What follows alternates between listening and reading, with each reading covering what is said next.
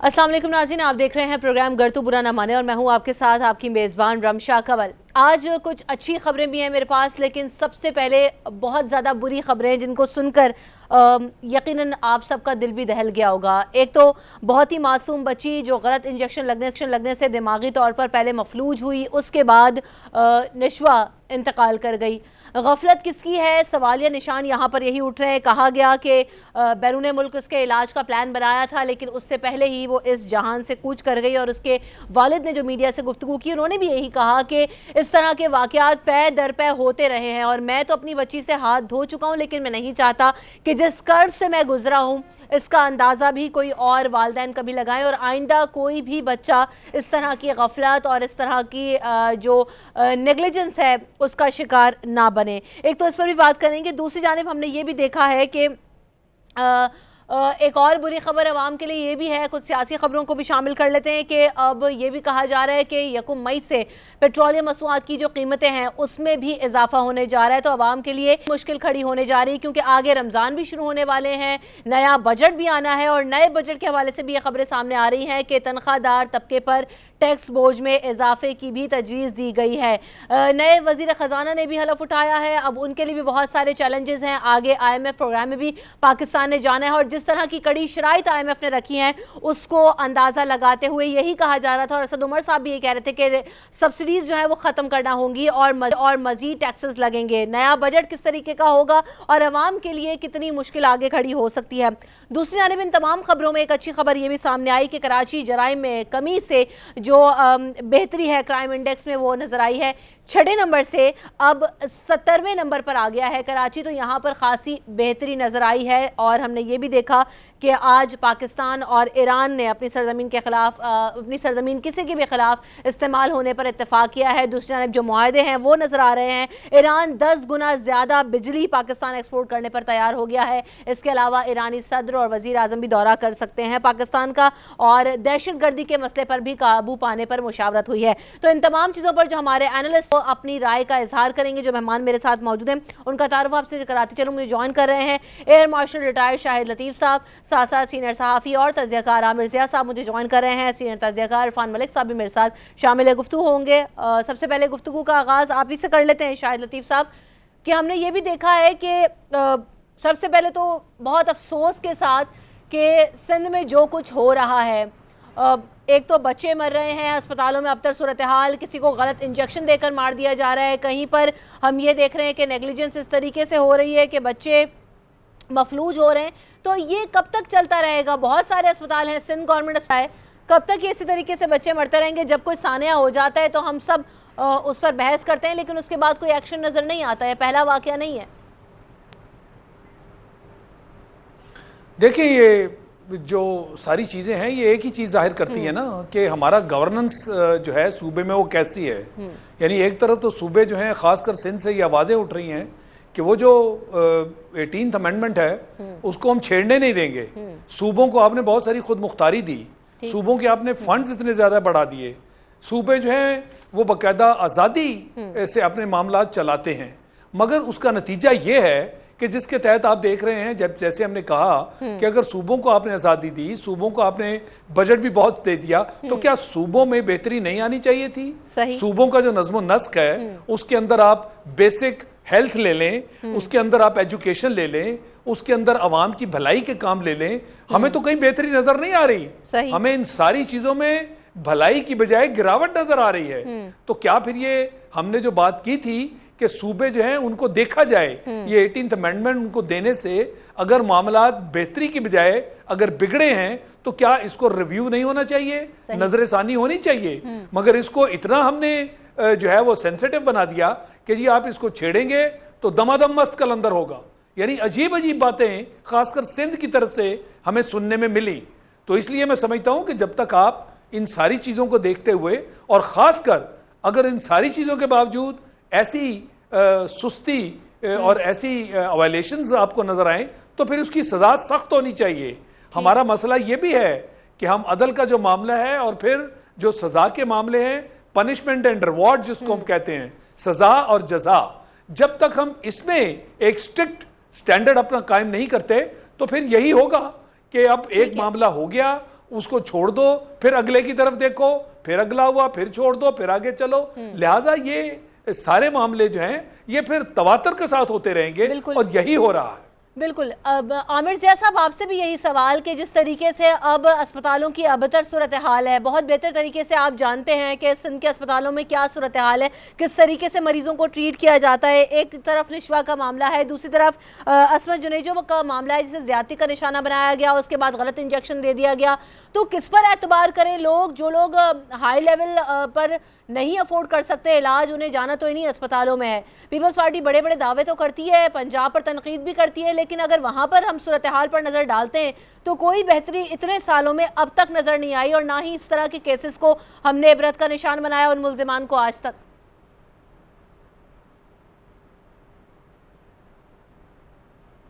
لرزہ خیز جو ہے یہ جس طرح سے بچی کا انتقال ہوا ہے غلط انجیکشن لگنے سے، بہت ہی تکلیف دہ خبر ہے. اور یہ اتنی تکلیف دہ خبر ہے کہ اس کے اوپر کہتے ہیں نا بات کرنے سے بھی طبیعت جو ہے وہ ہوتی ہے، گھبراتی ہے کہ خدا نہ خواستہ خاکم بدہن. وہ کہا یہ جاتا ہے کہ سب سے بھاری جنازے ہلکے جنازے ہوتے ہیں. تو یہ واقعی بہت تکلیف دہ ہے. اور اس میں سمجھتا ہوں جیسے کہ شاہد صاحب نے کہا، شاہ لطیف صاحب نے، کہ ایک تو نظامت کا یعنی کہ گورننس کا کولیپس ہے، اور وہ آپ کو صرف سندھ میں ہے، یہ بہت زیادہ ایکیوٹ پرابلم ہے، لیکن ملک کے دیگر صوبوں میں بھی جو پسماندگی ہے اور جو ریگولیٹرز کی کمزوری ہے وہ آپ کو ہر جگہ پہ نظر آئے گی. وہ چاہے صدرن پنجاب ہو، سینٹرل پنجاب میں بھی ایسے واقعے ہو سکتے ہیں.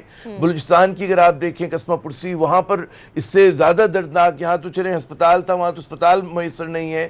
آپ خیبر پختونخوا میں دیکھیں تو یہ جو دکھ درد ہے، یہ میں سمجھتا ہوں کہ کراچی سے لے کر خیبر تک کے ہر پاکستانی کا، ہر محنت کش پاکستانی کا ہے کہ جو کہ مہنگے علاج افورڈ نہیں کر سکتا اور جو بیرون ملک جا کے علاج نہیں کرا سکتا.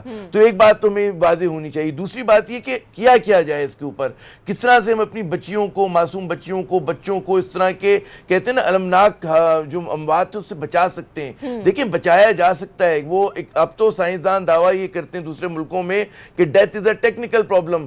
اگر ان کے پاس وسائل ہوں تو وہ زندگی کو انسان کی پرولونگ کریں گے، آپ کی کہتے ہیں نا کہ صحت کو، جوانی کو طوالت دیں گے. ہمارے یہ بنیادی چیزیں نہیں کر پا رہے. ایک تو سب سے بڑی بات ہے، چاہے وہ فیڈرل گورنمنٹ ہو، چاہے وہ پروونشل ہمارا نیٹ ورک ہو، وہاں پر مضبوط ریگولیٹر کی سخت ضرورت ہے. اور کم از کم ایسے جہاں پر میڈیکل آپ کو طبی امداد پرووائڈ کرنی ہوتی، مہیا کرنی ہوتی، وہاں تو بہت ہی زیادہ ضرورت ہے. ہمارے یہاں یہ تک ہوتا ہے کہ بلا ضرورت ٹیسٹ ہوتے ہیں، بلا ضرورت یہاں پر ہمارے یہاں آپریشن ہو جاتے ہیں، اور کوئی داد نہیں ہوتی، کوئی فریاد نہیں ہوتی. ایک واقعہ تو میڈیا میں ہمارے سامنے آ گیا، ایسے انگنت واقعے ہوں گے یقین جانیے کہ جو رپورٹ نہیں ہوتے. اس کا تدارک تو ایک یہ ہے کہ ایک تو ایسی حکومت ہو کہ جس کے دل میں درد ہو اپنے عوام کا، وہ صرف لفاظی نہ کرتی ہو، وہ واقعی عوام دوست اقدامات کرتی ہو. اور جب صوبائی حکومت کے تحت باتیں تو بہت کرتے ہیں کہ تعلیم پر کام کریں گے، صحت کے مواقع پیدا کریں گے، صحت کی صورتحال کو بہتر کریں گے، لیکن عملی طور پر وہ اقدامات ہوتے نظر نہیں آتے. عرفان ملک صاحب، اب کیونکہ عامر ضیاء صاحب جو بات کر رہے تھے کہ صرف سندھ میں یہ صورتحال نہیں ہے، تمام پاکستان میں اگر نظر ڈالیں، تمام صوبوں میں اگر نظر ڈالیں تو یقیناً بہت ہی ابتر صورتحال ہے اسپتالوں کی. پشاور کا وہ واقعہ بھی مجھے یاد آ گیا جہاں اس وقت 1000 بچے اسپتالوں میں موجود ہیں جنہیں پولیو کے غلط قطرے پلا دیے گئے. اس کے علاوہ یہاں پر غلط انجیکشن لگنے کا واقعہ، وہاں زیادتی کا واقعہ. تو کیا ہو رہا ہے اسپتالوں میں؟ اور پھر صحت کی صورتحال مینڈیٹ لینے کے لیے آپ لوگ کہتے ہیں، پاکستان تحریک انصاف کہتی ہے کہ جناب بہت بہتر کریں گے صورتحال کو، لیکن کوئی تبدیلی نظر یہاں پر بھی نہیں آئی کہیں پہ بھی پورے پاکستان میں. جی آپ کا بہت شکریہ. اصل میں صورتحال جو ہے نا، یہ اس کو ذرا میں پچھلے 4-5 دن سے یہ دیکھ رہا ہوں کہ حالیہ جو خان صاحب نے کابینہ چینج کیا ہے اس کے اوپر بھی ہمارے اپوزیشن کے سیاستدان، ہمارے کچھ صحافی، ہمارے کچھ اینالسٹ، انہوں نے ایک یعنی کہ اسٹریٹجی بنائی ہوئی ہے کہ اس حکومت کے یہی سارے یہ فالٹ ہیں. حالیہ جو بلاول صاحب تھے، جب میاں محمد نواز شریف صاحب جیل میں تھے، ان کے پاس گئے پاکستان پیپلز پارٹی کے چیئرمین. انہوں نے کہا جی اگر آپ کے صوبہ پنجاب کے جو اسپتال ٹھیک نہیں ہیں تو ہم آپ کو صوبہ سندھ کی حکومت آپ کو یہ آفر کری ہے، ہم آپ کا کرائیں گے علاج. کہاں گئے جی وہ والے صوبہ سندھ کے اسپتال؟ ان کا رزلٹ بھی آ گیا ہمارے سامنے. اور یہی صوبہ پنجاب کے یہ سارے ہاسپٹل تھے. آپ ذرا 3-4 سال پہلے والے ان سارے نون لیگ کے وزیروں کے جو بیانات ہیں ان کو اٹھا لیں ذرا. اس کے بعد جو شہباز شریف صاحب کے بیانات تھے وہ اٹھا لیں ذرا کہ ہمارے پنجاب کے بہترین اسپتال ہیں. اور لیکن افسوس کہ ہمارے سابقہ حکمران جب جیل میں تھے تو انہوں نے کہا کہ یہ جو صوبہ پنجاب کے اسپتال ہیں ان میں جی ہمارا علاج ہی نہیں ہو سکتا.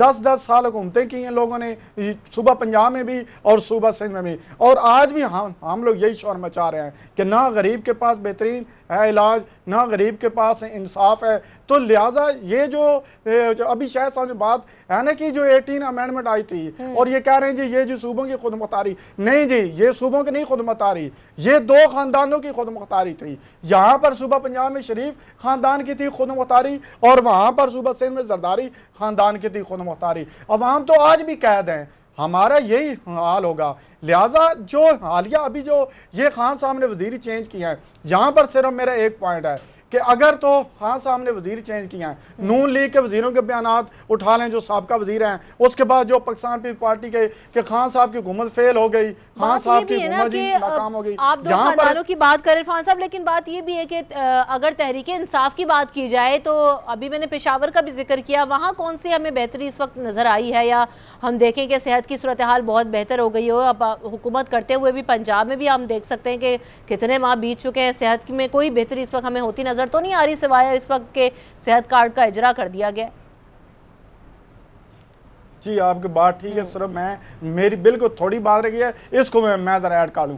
اگر جو خان صاحب کے وزیر ہیں, اور یہاں پر صرف یہ اسٹریٹجی ہے کہ خان صاحب کے وزیروں نے کیا کیا ہے, خان صاحب نے کیوں چینج کیا ان کو, کیا خان صاحب کے وزیر جو ہیں انہوں نے لوٹ مار کیا ہے, نہیں کی جی لوٹ مار. کیا خان صاحب کے وزیر ڈان لیکس لے کر آئے, نہیں لے کر آئے. کیا خان صاحب کے وزیر میمو کے سکینڈل لے کر آئے تھے, نہیں لے کر آئے. کیا خان صاحب کے وزیروں نے سپریم کورٹ آف پاکستان پاک فوج کو گالیاں دی, جی نہیں دی. کیا خان صاحب کے وزیروں نے سپریم کورٹ پر اٹیک کیا, جی نہیں کیا. کیا خان صاحب کے وزیروں نے اومنی گروپ بنایا, جی نہیں بنایا. کیا خان صاحب کے وزیروں نے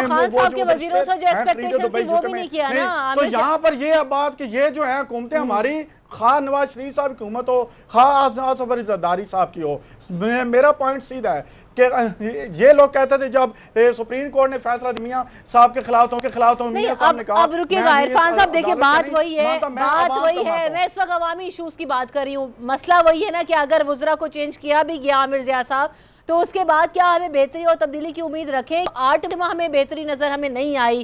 جو کام جو مینڈیٹ بار بار میں اس کا ذکر کر رہی ہوں تو تعلیم اور صحت پر فوکس کرنا تھا, آپ سمجھتے ہیں کہ خاطر خواہ پرفارمنس دے پائی ہے یا آگے ہم ایکسپیکٹ کریں اس وقت؟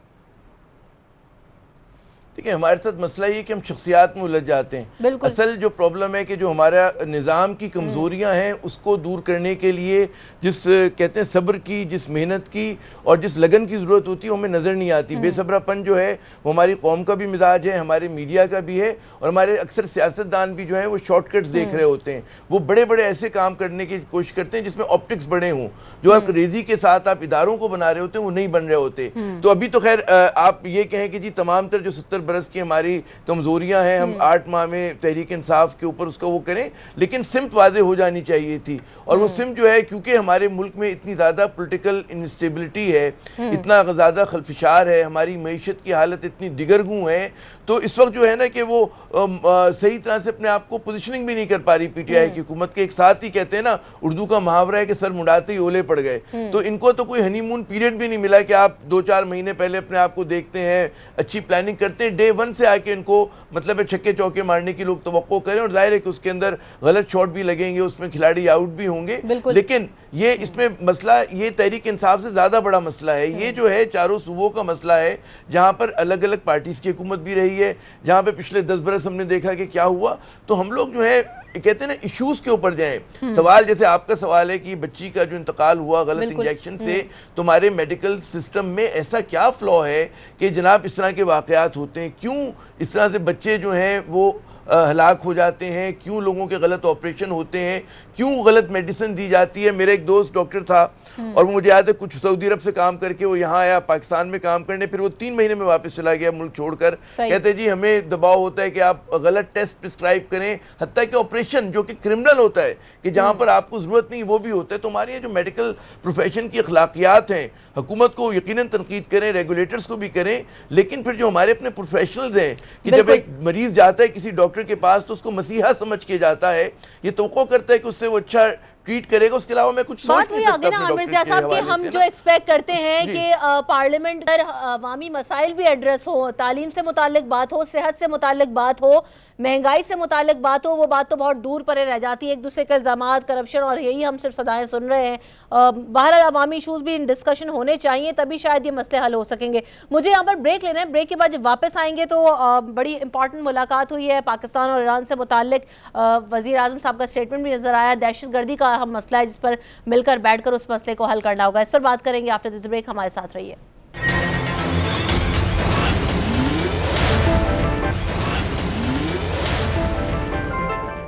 ویلکم بیک ان دا شو۔ اس سے پہلے کہ ہم بات کریں کہ پاکستان اور ایران کے درمیان جو تعلقات ہیں اسے بڑھانے پر اتفاق ہوا ہے، دہشت گردی کے مسئلے کو حل کرنا ہے، دونوں ممالک کے لیے ضروری ہے، وزیر اعظم عمران خان کہتے ہیں، ایرانی صدر کو انہوں نے دعوت بھی دی ہے، اس پر بھی بات کریں گے۔ لیکن مجھے جوائن کر رہے ہیں اس وقت مظہر عباس صاحب، ان سے بھی کامنٹ لے لیتے ہیں کیونکہ اس سے پہلے ہم بات کر رہے تھے نشوہ کے حوالے سے، اور ہمیں وہ بھی یاد ہے مظہر صاحب کہ جس طریقے سے عصمت جنیجو کو زیادتی کا نشانہ بنایا گیا اور اس کو بھی غلط انجیکشن دیا گیا۔ کراچی کے اسپتالوں میں صورتحال کیا ہے، یہ کب تک بہتر ہوگی، اور کیا اسی طرح کسی اور واقعے کے منتظر رہیں گے، اس کے بعد ہم ان کو منطقی انجام تک پہنچائیں گے جو لوگ بھی ملوث ہوں گے؟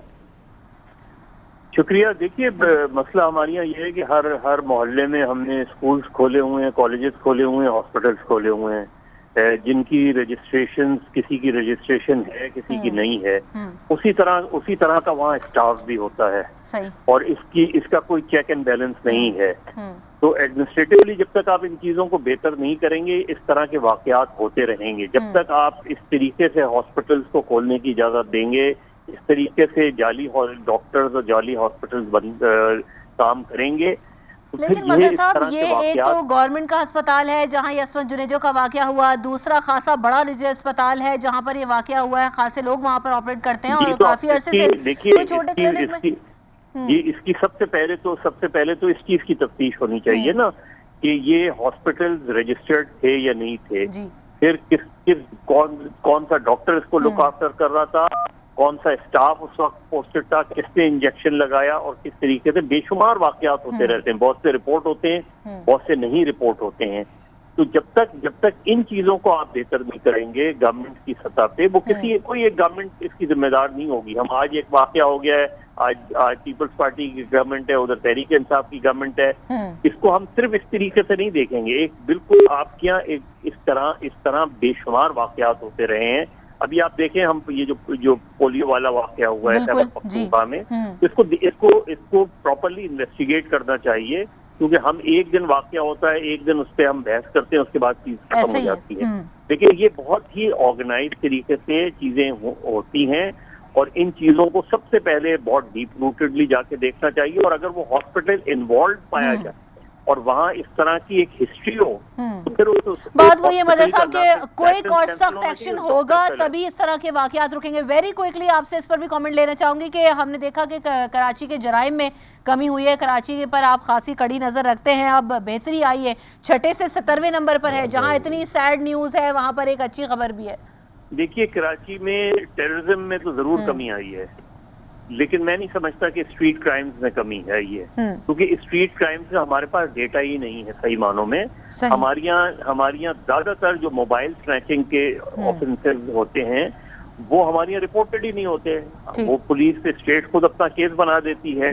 تو ہمارے یہاں نہ جو لوگ ہیں ان کا اگر موبائل چھنتا ہے تو 70-80% لوگ تو جا کے تھانے میں رپورٹ ہی نہیں کراتے۔ تو یہ نہیں ہے کہ اس کا مطلب ہے اسٹریٹ کرائمز کم ہوئے۔ ہاں ٹیررزم میں بے انتہا کمی آئی ہے، ٹارگٹ کلنگز میں بے انتہا کمی آئی ہے، کڈنیپنگ اور رینسم کے کیسز میں بے انتہا کمی آئی ہے، لیکن جو اسٹریٹ کرائمز ہیں، ڈے ٹو ڈے کرائمز ہیں، وہ بہت زیادہ ہیں، ابھی بھی بہت زیادہ ہیں، اس میں کمی نظر نہیں آتی۔ ٹھیک ہے، بہت شکریہ۔ مظہر عباس صاحب میرے ساتھ موجود تھے، اور اسٹریٹ کرائمز کی ہم بات کر رہے تھے، کراچی میں بتدریج کمی ہوئی ہے، لیکن بات ان کی بھی صحیح ہے کہ کافی حد تک جو کرائم ریٹ ہے اور جو کرائم ہے وہ رپورٹ بھی نہیں ہوتا ہے، جس کی وجہ سے شاید ہمارے پاس ڈیٹا بھی درست طریقے سے موجود نہ ہو۔ موونگ آن، وزیر اعظم صاحب آج یہ کہتے ہیں، ایرانی صدر کو دعوت دی شاہد لطیف صاحب، اور اب یہ کہا جا رہا ہے کہ دہشت گردی کا مسئلہ ہے، جس طرح سے بلوچستان میں دہشت گردی کے واقعے میں 14 لوگ جو ہے نا وہ اس وقت اہلکار شہید ہوئے اس سے پہلے، اور کچھ دن پہلے ایک اور واقعہ ہوا، تو آپ کیا سمجھتے ہیں کہ دہشت گردی کی ایک لہر ہے، اس کو کم کرنے میں ایران کے ساتھ اس وقت میٹنگ کتنی امپورٹنٹ ہے، اور پھر اس کا آؤٹ کم آپ کیسے دیکھتے ہیں پاکستان کے لیے پازیٹیولی؟ دیکھیں میں ایک کامنٹ آپ کے پچھلے سوال پہ کر دوں، پھر میں سوال کا جواب دیتا ہوں۔ میں یہ سمجھتا ہوں جو میں نے شروع میں بات کی تھی کہ ہمارے ہاں گورننس کی بڑی شدت سے کمی ہے، اور یہ سارے جو ہمارے صوبے ہیں ان میں پائی جاتی ہے، اور یہ تو کھل کر اب آپ نے دیکھا کہ سندھ میں آ گئی۔ میں یہ سمجھتا ہوں کہ ہماری وفاقی حکومت اور پھر اس کے تحت جو صوبائی حکومتیں ہیں، ہمیں وہاں پہ ریگولیٹری اتھارٹیز کی ضرورت ہے، اور خاص کر جہاں وفاقی حکومت کا معاملہ ہے اب انہیں چاہیے کہ کارکردگی کی طرف دھیان دیں۔ یہ جو ایک ہم نے شعبہ بنا رکھا ہے، خاص کر پی ٹی آئی میں نظر آتا ہے کہ دن رات چوری اور ڈاکے کی باتیں، بھائی یہ کام آپ کا نہیں ہے ان کو دھمکیاں دینا، یہ دھمکیاں عدالت کے ذمہ چھوڑ دیں، جو عدالتوں کا کام ہے وہ کریں، جو آپ کا کام ہے وہ آپ نہیں کر رہے، تو کارکردگی کی طرف دھیان دیں۔ جب آپ ان چیزوں کے اوپر لوگوں کو جواب دے کریں گے تو خود بخود صوبوں میں کام شروع ہو جائے گا۔ بہرحال یہ میرا کامنٹ ہے اس بارے میں۔ اب ہم آ جاتے ہیں جو آپ نے ایران والی بات کی۔ دیکھیں یہ بہت ہی خوش کن بات ہے، بہت ہی خوش آئند بات ہے، اس کے اوپر تھوڑی بہت تنقید بھی آج میں مختلف حلقوں میں دیکھ رہا ہوں کہ جی وہاں پہ جو بیان دیا گیا ہے ہمارے پرائم منسٹر صاحب کی طرف سے، اور جو مشترکہ اعلامیہ بھی سامنے آیا ہے، اس میں بڑی کھل کے بات ہوئی ہے، یہ کوئی منافقانہ بات نہیں ہوئی۔ آج کی دنیا میں اگر آپ منافقت استعمال کریں گے اور آپ یہ سمجھیں گے کہ جو میں کر رہا ہوں وہ چھپا رہے اور دوسرے کی جو غلطی ہے اس کو بے نقاب کیا جائے، ایسے نہیں چلتا۔ آج کے زمانے میں ہر چیز جو ہے وہ صاف اور شفاف ہے، وہ ٹرانسپیرنٹ ہے۔ ہمارا مسئلہ افغانستان کے ساتھ بھی ایسے چلا، ہمارا مسئلہ ایران کے ساتھ بھی ایک دوسرے کے بارے میں تحفظات ہیں۔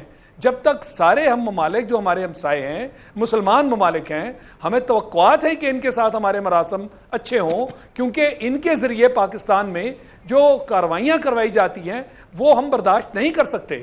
یہ جو پراکسی وار والا معاملہ، یہ جو ہائیبریڈ وار والا معاملہ، اس کو ختم کرنا ہے۔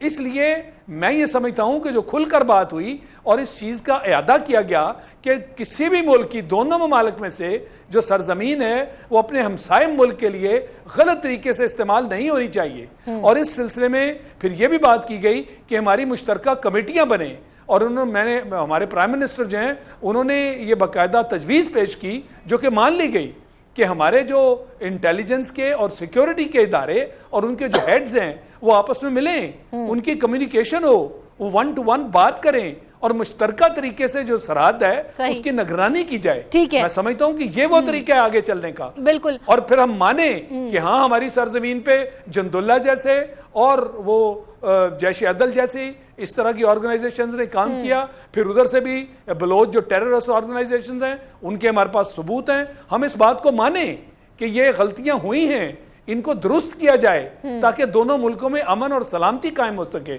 میں سمجھتا ہوں کہ اس طرح کے اقدامات کرنے سے جو آئندہ ہم آگے جا رہے ہیں اس میں ایک دوسرے پر اعتماد بھی ہوگا، اور ایک دوسرے کی زمین جو ہے اس کو بھی سیف بنایا جائے گا، تاکہ ہمسایوں کے ساتھ ہمارے تعلقات جو کہ ناگزیر ہیں کہ اچھے ہونے چاہیے وہ ہم قائم کرنے میں کامیاب ہو سکیں۔ ٹھیک ہے، بارہا کوشش یہی کی جاتی ہے کہ تمام مسلم ممالک ایک دوسرے دیں آن بورڈ ہوں، چاہے وہ دہشت گردی کا مسئلہ ہو، چاہے وہ دیگر مسائل ہوں، لیکن ہم یہ دیکھتے ہیں کہ کہیں نہ کہیں سے ایسی انفلوئنس ہوتی ہے کہ خود مسلم ممالک ان تمام معاہدوں سے یا ان کمیٹیز سے بیک آف کر جاتے ہیں۔ عامر زیاد صاحب سے اس پر جواب لوں گی کہ کیا طریقہ کار ہے، پھر حل کیا ہے؟ کیا پاکستان ہی انیشیٹو لے گا اور اس کے بعد وہ اس کو لیڈ کرتے ہوئے تمام ممالک کے ساتھ دہشت گردی کے مسئلے پر، تجارتی امور پر، کیا ان تمام چیزوں کو استوار کروا سکتا ہے پاکستان؟ اس پر بات کریں گے آفٹر دس بریک، ہمارے ساتھ رہیے۔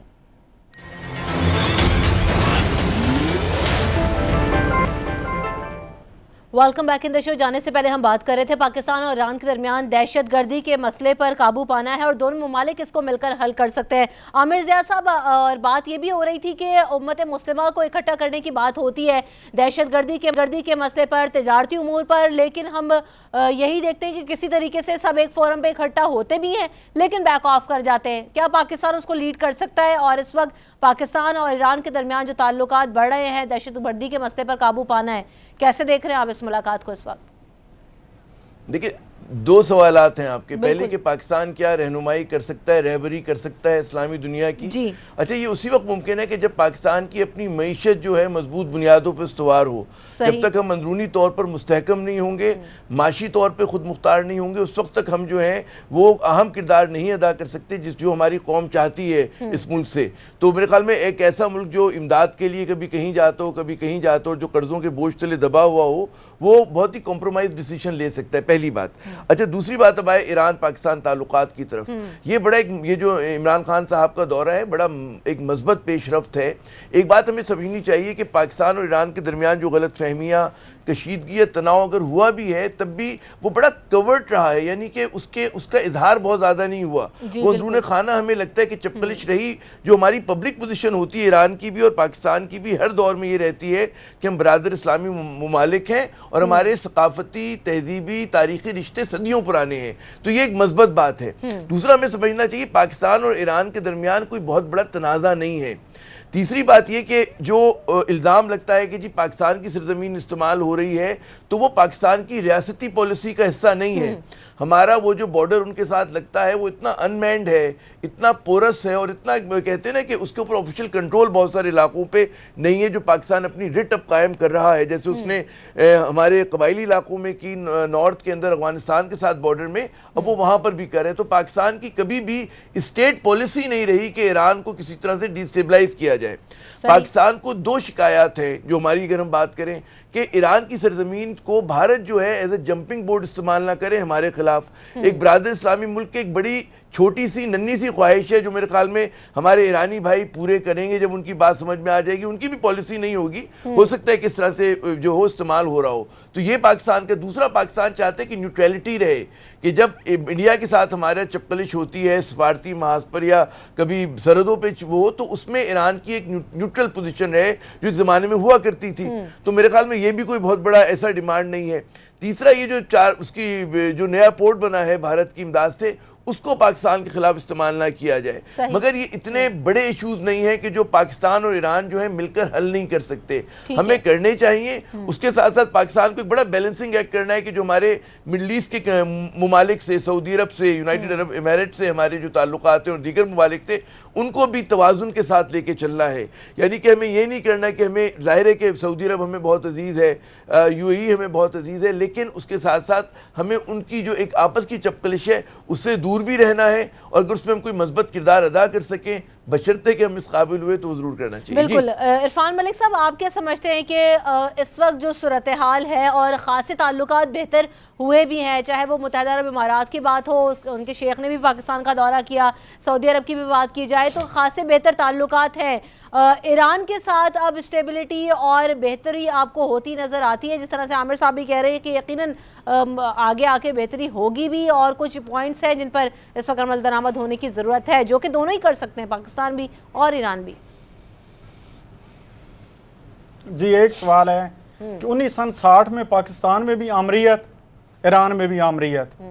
پاکستان میں جنرل ایوب صاحب, ایران میں شاہ ایران صاحب. اب جو ہے نا صورتحال اب چینج ہو چکی ہے. اب یہ 1960 جو ہے وہ نہیں ہے.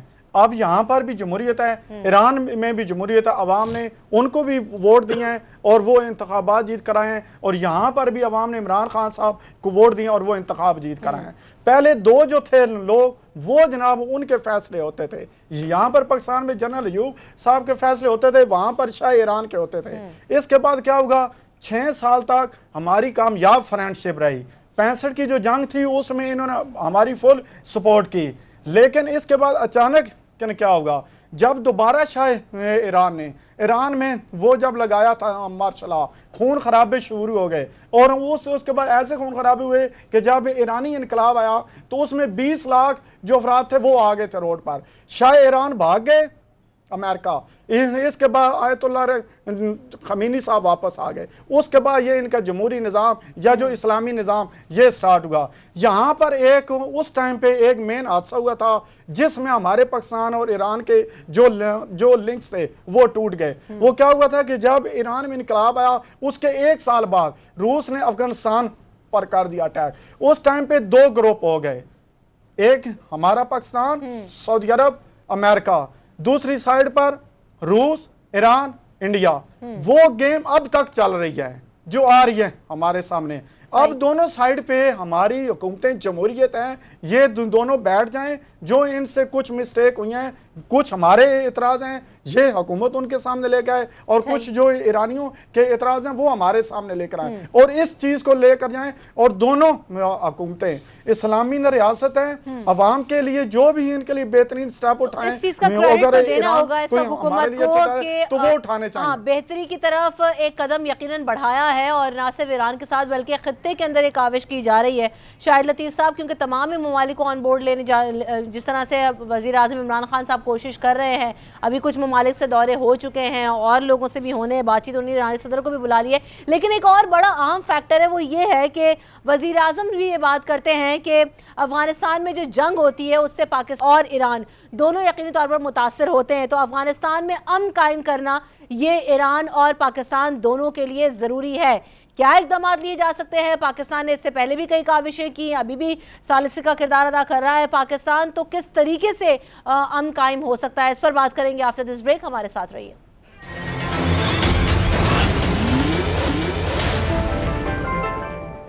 Welcome back in the show. जाने से पहले हम बात कर रहे थे कि अफगानिस्तान में जो जंग है और वहाँ जो अनस्टेबिलिटी है उसकी वजह से पाकिस्तान और ईरान दोनों मुतासर होते हैं। दोनों क्या कर सकते हैं शाहिद लतीफ़ साहब? क्योंकि इससे पहले भी हम देख रहे हैं कि अभी भी पाकिस्तान सालिसी का किरदार अदा कर रहा है। इससे पहले भी अफगानिस्तान के साथ खासा ताउन किया, लेकिन फिर वहाँ पर भारतीय इन्फ्लुएंस भी है, जिसकी वजह से हम देखते हैं कि अफगानिस्तान की तरफ से भी जो एक हम कहते हैं कि इनस्टेबिलिटी है, जो जेस्चर शो किए जाते हैं उस पर अमल दरामद या उस तरह से प्रैक्टिकल इम्प्लीमेंटेशन नहीं होती नजर आती। शाहिद साहब देखें, जो हालात वाक़यात होते हैं और जो माहौल होता है उसका मुख्तलिफ इवेंट्स पर बड़ा गहरा ताल्लुक उनके साथ होता है जी। अगर आप 70 और 80 की दहाई में देखें, जब रूस ने चढ़ाई की थी अफगानिस्तान पर, तो एक ट्रायंगल वहाँ बनी थी, यानी रूस के साथ ईरान और फिर साथ हिंदुस्तान। सही है। तो दूसरी तरफ जो ट्रायंगल थी उसमें पाकिस्तान, अफगानिस्तान और अमेरिका, ये वो फोर्सेस थी जो पिट्स थी। तो आज के माहौल में बहुत फर्क आ गया। मैं ये समझता हूँ कि आज रूस उस तरह एक एक्टिव प्लेयर नहीं है उस सारे मामले में। रूस चीन के बहुत करीब है, रूस पाकिस्तान के बहुत करीब आ रहा है, और उससे पहले वो उस वक्त हिंदुस्तान के करीब था। जहां तक ईरान का ताल्लुक है, मैं ये समझता हूं कि हमारे आपस में ताल्लुकात बहुत बेहतर हो गए, क्योंकि वो किसी इस तरह की ट्रायंगल का आज हिस्सा नहीं है। ये आइडियल एक मौका है जिसके तहत हम दोनों ममालिक आपस में एक दूसरे के साथ, जैसे आज प्राइम मिनिस्टर साहब गए और डायरेक्ट बातचीत हुई, यही हमें तरीकाकार जो है अफगानिस्तान के साथ अपनाना होगा। अफगानिस्तान और ईरान चूंकि हमारे हमसाए हैं, और ये नागुज़ीर है कि हम उनके साथ मुज़ाकरात करें, अच्छे ताल्लुकात पैदा करें, ताकि इन दोनों ममालिक की वजह से पाकिस्तान में अमन और सलामती कायम हो। एक हमारी मुश्किल कम से कम जो हमें नजर आती है वो ईरान की तरफ वो ये है कि हमें मालूम है कि सऊदी अरब और ईरान में काफ़ी फासला है, काफ़ी मामलात हैं जो चपकलश है, और फिर ख़ासकर जो अमेरिका है, जब वो इत्तेहादी जो फ़ौज बनी है सऊदी अरब के ज़ेर साया, उसके अंदर जब वो आए तो उन्होंने वहाँ खड़े होकर सऊदी अरब में बाकायदा ये ऐलान कर दिया कि ये जो इत्तेहाद है ये दहशत गर्दी के खिलाफ, और साथ ही ईरान को दहशत गर्द भी कह दिया। तो इससे हमारे हालात जो हैं वो बिगाड़ का शिकार हुए। ज़रूरत इस बात की है कि पाकिस्तान, सऊदी अरब और ईरान के जो इतने बड़े आपस में चपकलश और ताल्लुकात में बिगाड़ पैदा हुआ है, उसको बेहतर करने की कोशिश करे, ताकि हमारे ईरान के साथ ताल्लुकात अच्छे हों, सऊदी अरब की मदद से और जो मुस्लिम ममालिक हैं उनकी मदद से हमारे जो इन हाउस मामलात हैं उनको हल किया जाए, और इसी के बदले में मुज़ाकरात ईरान के साथ और अफगानिस्तान के साथ, ताकि हम यहाँ अमन कायम कर सकें। मुज़ाकरात इसका वाहिद हल है, और मैं समझता हूँ ये नागुज़ीर है। ठीक है। अच्छा आमिर ज़ैद साहब, जब भी इस तरह की कोई कोशिश की जाती है कि अभी शाहिद लतीफ़ साहब भी बात कर रहे थे कि पहले जो ब्लॉक था वो रूस, ईरान और हिंदुस्तान का था, भारत का था, अब रशिया भी हम देख रहे हैं कि करीब आ रहा है, पाकिस्तान के बेहतर हो रहे हैं ताल्लुकात, मजीद मुआहदे भी हो रहे हैं। जब भी इस तरह की कोई सॉफ्ट इन्वायरमेंट क्रिएट होने लगता है या रिलेशनशिप क्रिएट होने लगता है, तो भारत यकीनी तौर पर इंटरवीन करता है जहां पर हालात ख़राब होते हैं। कहाँ बचना होगा, कहाँ क्या पॉलिसीज़ रखनी चाहिए आपकी नज़र में कि इस तरह की जो पहले वाक़यात होते रहे हैं, जो पहले जहाँ पर ताल्लुकात ख़राब होते रहे हैं, अब ना हो? دیکھیں بھارت کو جو ایک ایڈوانٹیج حاصل ہے وہ یہ کہ اس کا اکنامک کلاؤڈ جو ہے بہت بڑا ہے بالکل، اور وہ تجارتی حوالے سے اور ایز اے کہتے ہیں نا ملٹری ہارڈ ویئر کے بائر کے طور پر وہ تمام ملکوں سے اس کے مطلب ہے وہ روس سے بھی اسلحہ خریدتا ہے، امریکہ سے بھی اسلحہ خریدتا ہے، تو اس کی پوزیشن ہو جاتی ہے کہ جہاں پر وہ بہتر طور کے اوپر چیزوں کو انفلوئنس کر سکے. لیکن اس کا یہ مطلب نہیں کہ پاکستان جو ہے وہ نو ون سچویشن میں ہے. ہمیں مشکلات کا اندازہ ہونا چاہیے. پاکستان کا ایک اپنا ویٹ ہے، ہمارا بھی 21 کروڑ کا ملک ہے، کوئی چھوٹا ملک نہیں ہے. ہماری بھی اسٹریٹجک پوزیشن ہے جس کو ہم ایکسپلائٹ کرتے رہیں اور کرنا چاہیے ہمیں آئندہ بھی. لیکن اس کو ہمیں صرف ہر چیز کو بھارت کے پیمانے سے اور نقطہ نظر سے نہیں دیکھنا چاہیے. ایک نیشن ٹو نیشن ریلیشن شپ ہوتے ہیں کہ جہاں پر روس کے یقیناً تعلقات ہو سکتے ہیں بھارت کے ساتھ، لیکن روس کے پاکستان کے ساتھ بھی تعلقات ہو سکتے ہیں. تو ہمیں ان چیزوں پہ غور کرنا ہوگا. یہی ایران کے ساتھ ہم بہت بڑا لیوریج استعمال کر سکتے ہیں تجارت کو فروغ دے کے. جہاں جہاں اکنامک برجز بننا شروع ہو جاتے ہیں، معیشت کے ایک دوسرے پہ انحصار شروع ہو جاتا ہے، وہاں پہ تعلقات بہتر ہو جاتے ہیں. ہماری بدقسمتی سے ایران کے ساتھ تجارت کوئی بہت زیادہ نہیں ہے. اچھا، تو ہمیں اس بارے میں بھی سوچنا ہوگا پاکستان جو ہے وہ کس طرح سے لیوریج کرے گا، کیا چیزیں ہم بیچنے کے قابل ہیں ایران کو، ایران سے کون سی چیزیں ہم خرید سکتے ہیں. یقیناً اس میں امریکہ جو ہے وہ انفلوئنس کرے گا کہ جی پاکستان اور ایران کے اندر جو تجارت اس نے ماضی میں بھی روکا، جو پائپ لائن کا منصوبہ تھا. تو اس کے ساتھ بھی ہمیں دیکھیں بھارت جو ایڈوانٹیج استعمال کرتا ہے کہ وہ ایران سے تیل بھی خریدتا ہے، بڑی بڑی ڈیلز بھی کرتا ہے، اور امریکہ کو بھی اس نے یوٹیلائز کیا ہوا ہے. That is all because of its economic cloud. اور پھر خاص طور پہ افغانستان کو جس طریقے سے استعمال کرتا ہے وہ دونوں ممالک کو افیکٹ کرتا ہے. ضیاء صاحب جناب بالکل آپ نے درست فرمایا. اور افغانستان میں بھی دیکھیں افغانستان کے بھی زیادہ سٹیکس جو ہیں وہ پاکستان کے ساتھ ہیں. ہم ان کے اصل میں وہ پڑوسی ہیں کہ جس کے ساتھ کہتے ہیں نا ایک اس کا فرنٹیئر جو ہے وہ شیئر ہوتا ہے. تو ہمارا زیادہ کلاؤٹ ہے، زیادہ انفلوئنس ہے، اور ہم بھارت کو اگر میرے خیال میں ذرا کریٹو پالیسیز ہم لوگ جو کر بھی رہے ہیں میرے خیال میں اب ہماری، تو ہمارا آئی ڈونٹ سی کہ اچھا چانس ہے ہمارے. عرفان صاحب آپ کی اس پر کیا رائے ہے ویری کوئکلی؟ جی یہاں پر صرف یہ ہے کہ ہم لوگ امریکہ کو پوری گفتگو میں ٹھیک ہے، یعنی کہ بھول گئے ہیں. شاہ صاحب نے دیکھیں جو امریکہ ہے اس کی اسٹریٹجی 2 بار ہم نے امریکہ کا ساتھ دیا ہے، دونوں بار اس نے ہم کو دھوکہ دیا ہے. ایک جب جو روس نے حملہ کیا اس وقت ہم نے اس کا ساتھ دیا، پھر اب یہ 9/11 کے بعد اس کا ساتھ دیا، اور اس کے بعد کیا حال کیا پاکستان کا. آج تک ہم لوگ اپنی ریاست کا جو ہماری نہ بیڑا غرق ہو گیا. لہٰذا ایک بات یہاں پہ واضح ہے کہ پاکستان کو اب پاکستان، سعودی عرب، یہ جناب امریکہ کے ساتھ اپنی جو اسٹریٹجی ہے، اپنے جو تھنک ٹینک ہیں، امریکہ کے ساتھ گفتگو کی جائے کہ جناب ہر بار آپ لوگ آتے ہیں، ہم لوگ آپ کا ساتھ دیتے ہیں. اگر ایران کے لیے کچھ امریکہ ان کی اکانومی کے لحاظ سے ان کو ڈیمیج ہے دے رہا، تو ادھر کے ایران بھی اسلامی ممالک ہمارا، امریکہ اور ہم لوگ پاکستان اور اس کے بعد سعودی عرب، تینوں ممالک بیٹھ کر ایران کے لیے میرے خیال میں آسانیاں ہم لوگ یہ پیدا کریں اور امریکہ کو اس بات پہ لے آئیں کہ آپ لوگوں کی جو اسٹریٹجی ایران کے خلاف جاری ہیں یہ ٹھیک نہیں ہے اس پورے خطے کے لیے. یہ ہونا چاہیے ہمارا ایجنڈا. ٹھیک ہے. عرفان صاحب میرے ساتھ موجود ہیں، عامر ضیاء صاحب موجود ہیں، شاہد عتیق صاحب میرے ساتھ موجود ہیں. پروگرام کا وقت ختم ہو گیا. رمشا کمل کو دیجیے اجازت. اللہ نے کے بعد.